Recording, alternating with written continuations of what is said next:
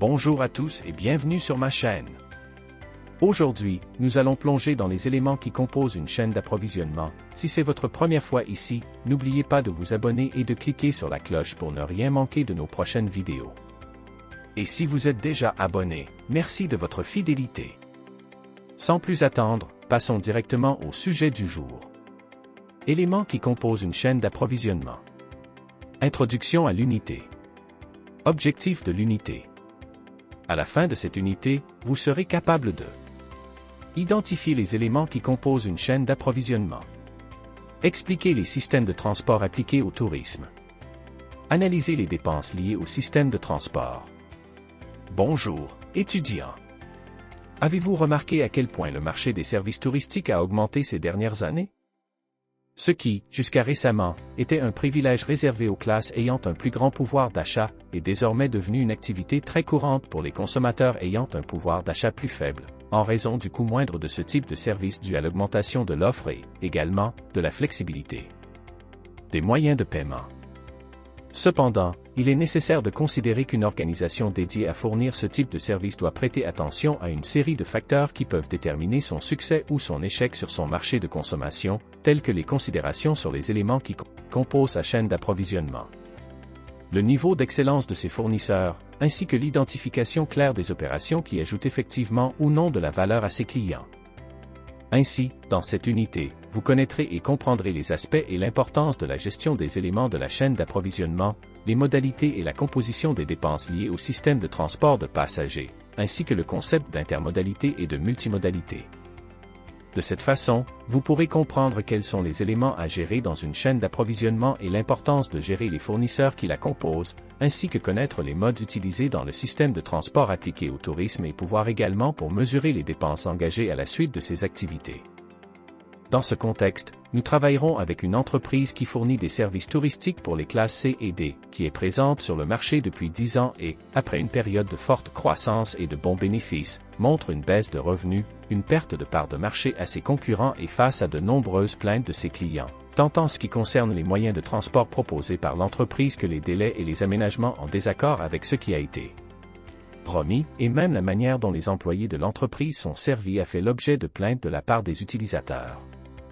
Cette entreprise a donc choisi de vous embaucher en tant que directeur des opérations, afin que cette situation puisse être inversée avant que de telles perturbations ne compromettent de manière irréversible sa survie sur le marché. Ainsi, tout au long de cette unité, vous serez initié à la gestion de la chaîne d'approvisionnement et réaliserez l'importance d'une gestion correcte des fournisseurs pour le succès de l'entreprise. Aussi, à quoi devrait ressembler le comportement de tous les agents qui composent les chaînes d'approvisionnement et comment définir les actions et les activités qui génèrent efficacement de la valeur du point de vue du consommateur, c'est-à-dire de la chaîne de valeur. Ce contenu vous aidera dans cette mission et vous aidera à prendre les décisions les plus correctes, afin que l'entreprise touristique contextualisée retrouve sa compétitivité et sa place sur le marché. Préparé? Bonnes études. Introduction à la classe. Quel est l'objectif du cours? Dans ce cours, vous découvrirez les éléments qui composent une chaîne d'approvisionnement. Objectifs généraux d'apprentissage. À la fin de ce cours, vous serez capable de identifier les 4 R et leur application dans la gestion de la chaîne d'approvisionnement. Expliquer l'importance du comportement et des partenariats dans la chaîne d'approvisionnement. Clarifier la chaîne de valeur des services touristiques. Situation problématique. Avez-vous déjà imaginé toutes les compagnies derrière cette tournée que vous avez organisée avec votre famille? De toutes les actions qui ont été nécessaires pour mettre un bus, une camionnette ou un avion à disposition de vous et des autres passagers. Il est très probable que vous n'y ayez pas pensé, n'est-ce pas? Sachez que pour qu'une simple collation soit servie à un arrêt, il existe une série d'organisations distinctes, mais interdépendantes, qui doivent agir pour que cela se produise. Ainsi, pour comprendre l'ensemble de ce réseau d'activités, dans cette section, vous étudierez quelques concepts et fondamentaux essentiels pour travailler dans des entreprises dédiées à la fourniture de services touristiques. En fait, lors de cette première réunion, vous aurez une définition claire de ce que la chaîne d'approvisionnement est appliquée à ce type de service, quels éléments la composent et l'importance des fournisseurs pour qu'elle puisse démontrer de la valeur à ses consommateurs d'une manière que les attentes sont pleinement satisfaites. Revenons donc à l'entreprise qui fournit des services touristiques, spécialisés dans les forfaits touristiques destinés aux classes C et D. Cette entreprise a été confrontée à plusieurs problèmes, tels que la perte de revenus et de rentabilité qui en résulte, la perte de parts de marché au profit de ses concurrents et plusieurs plaintes de ses clients. Pour résoudre cette situation, elle l'a embauchée comme directrice des opérations en raison de sa vaste expérience dans le marché des services touristiques. Sa première décision a été de demander une cartographie de l'ensemble de la chaîne d'approvisionnement de l'entreprise, afin de pouvoir identifier quels agents composent la chaîne et à quel moment surviennent les problèmes qui entraînent des désagréments pour les clients. Quelle est la raison de tant d'insatisfaction des clients? Comment pouvez-vous identifier les problèmes de cette entreprise afin de ne pas perdre davantage de revenus et de parts de marché au profit de vos concurrents?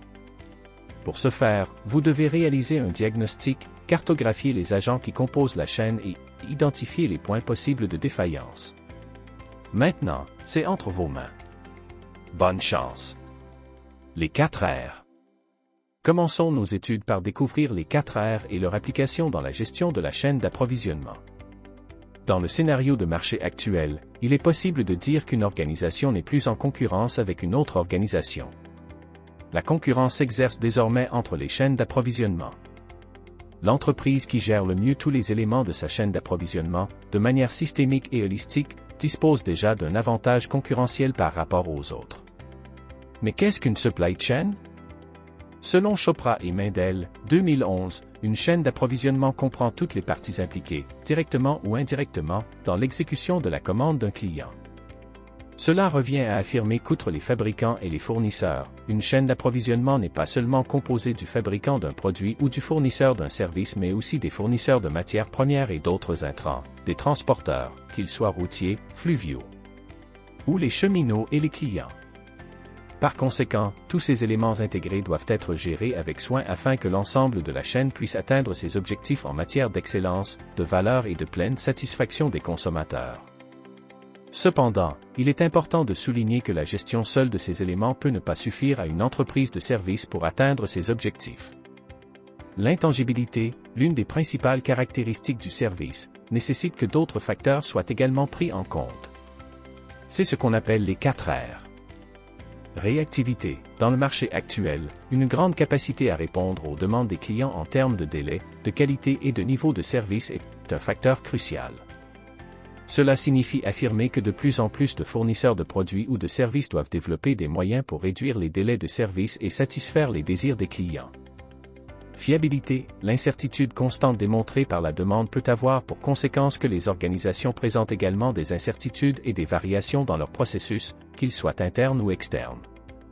Ainsi, une entreprise de service, même face aux variations de la demande, doit être capable d'offrir au marché des délais, comme convenu, et une régularité en termes de qualité et de niveau de service.